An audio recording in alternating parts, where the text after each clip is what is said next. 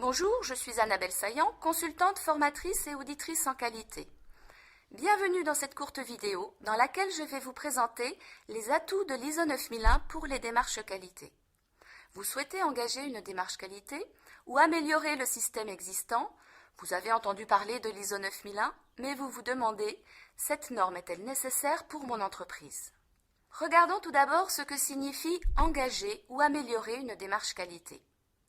Le souhait d'une entreprise d'engager une démarche qualité peut provenir des deux déclencheurs suivants. Une demande spécifique d'un client, soit explicitement d'engager la démarche, soit d'améliorer la qualité des produits et prestations. Le deuxième déclencheur, un besoin d'améliorer le fonctionnement interne de l'entreprise. Réduire les erreurs, les pertes de temps, diminuer le coût des produits non conformes, etc. Vous allez alors cibler certaines activités défaillantes ou engager l'ensemble des services dans la démarche d'amélioration.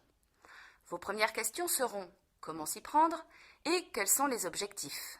La norme ISO 9001, avec son million d'entreprises certifiées dans le monde, a depuis longtemps fait ses preuves, au moins en tant que guide pour une démarche qualité. Certaines entreprises, cependant, ne souhaitent pas s'engager vers une certification. La question du coût est un argument indiscutable. Cependant, le retour sur investissement est à considérer. Le coût dépend de la taille de l'entreprise et il existe des solutions d'étalement dans le temps. Un autre frein à la certification est la crainte d'un cadre trop contraignant. Deux points de vue sont à considérer à ce sujet. Le premier est lié à l'histoire de la qualité. L'ISO 9001 n'est plus aujourd'hui synonyme de masse documentaire et formulaire inexploités. Elle vise l'efficacité, elle structure et laisse un terrain libre à la créativité et aux initiatives.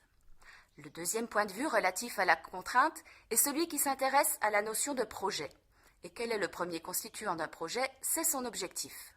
Pour que le projet réussisse, l'objectif doit être clair, précis et robuste. Il crée une contrainte positive.